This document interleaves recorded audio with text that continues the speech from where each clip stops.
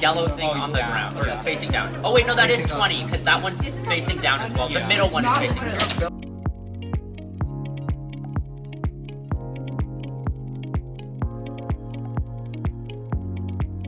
Yeah, so here at Capitol High School, the Olympia Robotics Federation is mentoring, well, currently 3 different teams here from Jefferson Middle School, but we actually sponsor and mentor a bunch of different teams from all over the district. We help out at WMS, we help out at JMS, Nova, ORLA, and it's really been fun. We've been helping all of these middle schoolers. They all competed, and one great thing is 5 of our teams were in the top 5. So we had a complete lockout of 5 different FLL teams, which is first Lego League Robotics, and we got them to be able to get up and score high, do well, present well.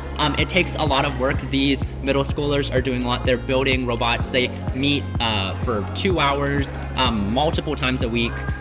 They have to build presentations, build trifolds. Some of them have learned how to CAD and 3D print stuff. It's an amazing program. It's an amazing experience. I highly recommend it, especially if you're in middle school.